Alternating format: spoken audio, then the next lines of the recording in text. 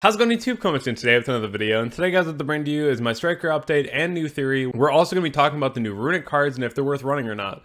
I really feel like the new engine is going to be interesting, but there's definitely a lot that I have to say about it. I do just want to apologize for the hiatus that I've been on because I've really just taken a couple days to myself and really just started looking over new video ideas. I feel very replenished now, and I'm very appreciative of each and every one of you, just because I know that it's really rough just to take like a random break, but sometimes it's really needed, and I appreciate each and every one of you for being here. We just hit 15,000 subscribers. What a big goal and what a big number. That is so crazy. Never thought that it would actually get to this point, and the fact that we're going to keep on going forward, thank you all so much for that. That's just so incredible, and I just can't thank you enough. Without further ado, though, if you haven't already checked out my sponsors over on Imperium Duelist and Dragon Shield, definitely go ahead and check them down in the description below, and then let's go ahead and talk about some good old striker theory. So the first thing that I have to bring to you is going to be talking about if mine gets banned. Now, mine is such a staple in Striker right now, and it's such a good card because it's honestly one of the best tempo cards the game's ever received. But we have to talk about what happens if this card does get banned because there is a large target on it right now. So looking at Mystic Mine, it is such a strong card. How do you replace that? So if you look back at my 60 card list where I was playing the Enchantress Souls engine, I think that this is still the way that we go about it. Hopefully we get Fusion Destiny back to 3 and then we can include that package into this build as well. But I think that you just go back to doing a more control build with Enchantress and Souls, getting a lot more draw power, using the right engine, and then also focusing more on your floodgates like There Can Be Only One and even Solemn Strike. So I can put up a different build for that too, but it's just going to matter on what happens with the ban list. But I do think that there's a lot of other ways you can run the deck still as well. There's still the Heat Soul variant too that I've seen, and I think that's really cool too. But it really just all depends on what happens with this new list. The next thing that I'll talk about here is going to be outing the entire sprite board. And so this is very important, and I feel like Super Poly should either be in your main deck or your side because of how prevalent the sprite board actually is. So with Super Poly, you call battle phase because Elf can only reborn in the main phase. So you Super Poly in the battle phase with the Dupe Frog, Swap Frog, or the Totally Awesome, because they're either going to have Dupe or Swap, and if they have neither, we'll talk about that too. But so you get rid of both of the frogs and you make Garura, and then you swing over the elf, which is really cool because this gives you another way to go ahead and clear the board. And then if you just normal summon anything, you can go ahead and get that draw. Even if it's just a random hand trap, and then being able to go into dark is really strong too because you also get that additional draw. And if they get rid of your darkened board, then you can go ahead and search Ray, which is pretty crazy. And it's definitely something that I enjoy because it's just such a good thing to end on, especially if you can go like Mystic Mine plus Dark. It's pretty nice because at that point, like, they have to do enough to get rid of mine, and then if they out the dark as well, then you get the Ray Search, and it's pretty efficient. The other way of going about Super Poly is that if they're smart and they don't want to play into Super Poly, they just don't summon the frog. But then it presents another issue where if you activate Super Poly, you can get rid of the red and the elf, and then you make the Garura. You can normal summon Ray or Rose, and then you're able to go into Zeke. You can go Chainlink 1 Garura, Chainlink 2 Zeke to guarantee the draw. If they negate the Zeke with the Toad, then you're just all set there anyways because you can just go ahead and bring back the Ray. If you're afraid of things like Bell, then you just make the Zeke Chainlink 1 instead. But it's still a really cool way to just go ahead and out the entire board as well. Super Poly, all in all, is just such an amazing card when it comes to outing the sprite board. And Super Poly is something that I recommend just because of the amount of sprite that we're seeing in the format. It's very popular and you need an out for the board. So the next thing here is going to be things to know about Offerings to the Doomed. So Offerings to the Doomed is a very strong card in the deck right now, and I think that it's really cool, especially if you're under mine and you end with like Kagari plus mine, because if they extend into your board, then you just know that they have to deal with mine first. So what you can do is if they commit a monster to the board, at that point you can flip Offerings and then get rid of your monster so that they're still locked underneath the Mystic Mine, which is really cool, and it's just another way to use the card. My favorite way to use Offerings to the Doom, though, is actually how you can go for an OTK in Striker right now. And that's, have you ever been in the situation where you have like Access Code Talker and Ray underneath it, but you don't have enough for game?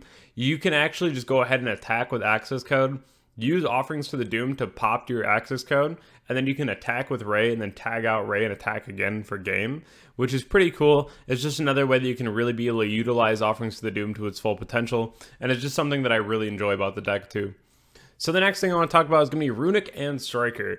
Are the Runic cards worth running? So I think that these are all very strong cards alone. Having the ability to search any of the Runic cards, having the Fountain to go ahead and draw a ton, and then having the Runic Wings as well to be able to protect your field spell and search your field spell, very strong. But what I don't like about it is the fact that playing the list, it just feels like you have to run so many runic cards for it to be worthwhile. Because if you have the fountain and you're only drawing like one runic card, it's not very plentiful to go ahead and get a lot of the draws that you really want out of it. You're not really always going to draw like the best runic card that you wanted to see. So it's kind of like a waste of a field spell. And especially if you're already playing with mine so heavy, then like you really want to just make sure that you are not committing fountain as much as you are like mine. Because the more popular build of this right now is going to be just playing like mine and the runic cards, because of the fact that you can go ahead and basically deck your opponent out because of the effects of the runic cards. So your battle phase like never mattered. But having a focus and striker of like mine, runic, and striker,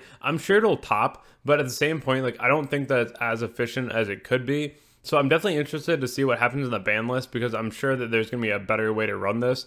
But I don't necessarily like the runic cards in Striker. I think that just playing regular Striker right now, go first or even go second, is just a lot better than running these cards. Because there's also a lot of people right now running Lightning Storm too. And so if you don't want to just like auto lose to your field spell getting like Cosmic Cyclone, a lot of people right now in testing are setting all their cards instead of leaving them in their hand. So it's kind of like either or right now with how people actually start like playing the deck and how we start seeing the deck develop.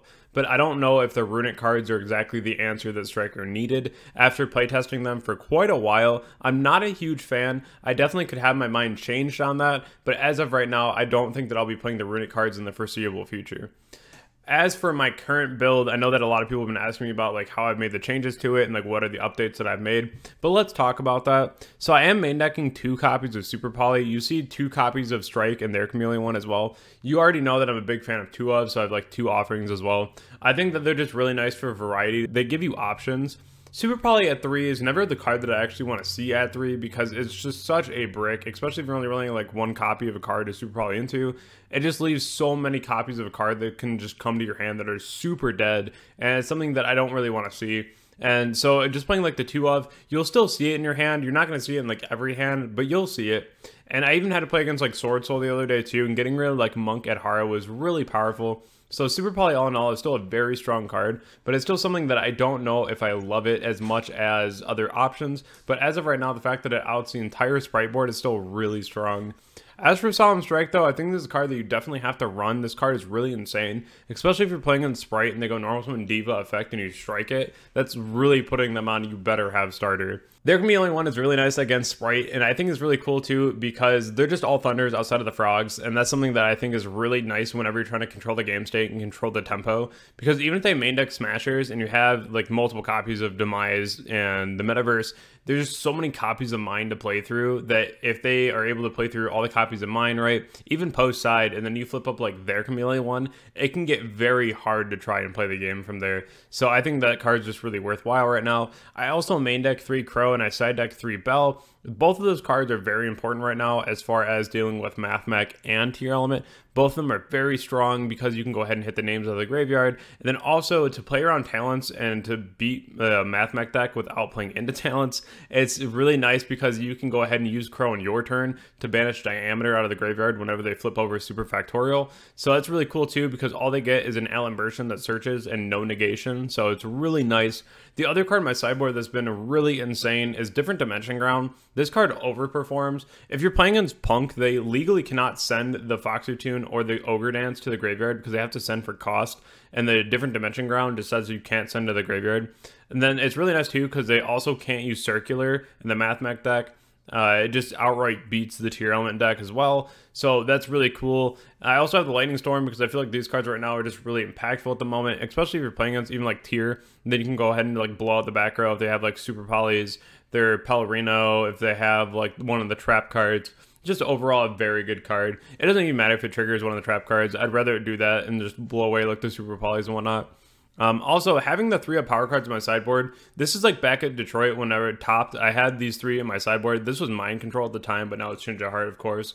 But it's just really nice because if you're forced to go second, you really want to have really solid going second cards in your hand because the deck can already go second. So if you have that 1 of extreme power card, then that's going to be really helpful as far as breaking the board because the rest of your hand will already do that naturally. So having the extra really crazy card is really nice to have. As far as the extra deck goes, we see Lina, Dark, and the Garura. Garura comes up in almost every matchup, but the Lina and the Dark are literally just MVPs of the deck right now. They just go so crazy, especially Lina lately has been really good. I remember smacking into a Punisher and then just going ahead and dealing with it with like a burner after I was lower in life and then bringing it back with a Lina. Super strong. And that's something where a lot of decks that put up a Punisher usually can't out their own Punisher, so it's pretty cool. I'm a big fan of that. But overall, the list has been working really nice. I'm a big fan of it. The hand trap ratio, I've never missed Nibiru. A lot of people ask me about that. I actually recently just cut Ogre, and I didn't really think that card even did that much for me, to be honest. So as of right now, for the events coming up, this is going to be the list that I'll be using. I think that it's really strong at the moment and something that I don't really see a lot of changes that I would make. And even considering like the runic cards, I don't think that they're good enough to even add to the list because of the fact that you need to play so many and you need to see a lot to make them worthwhile. But they're just not something that I actually want to be able to play because, again, it's just like if you get rid of the field spell and they're all in your hand, then you just lose. If you set them on and you get Lightning Storm, you just lose. So it's kind of rough. It's still something where I'm not a huge fan of it yet. But again, my opinions could change on that. But if you enjoyed the video, definitely go ahead and check out my Discord, Twitch, and Twitter. They're all down in the description below. So is my Instagram. And if you need a coaching session over on Metafy, definitely go ahead and DM me on Discord if you have any questions. And I'll catch you all in the next video. Thank you all so much.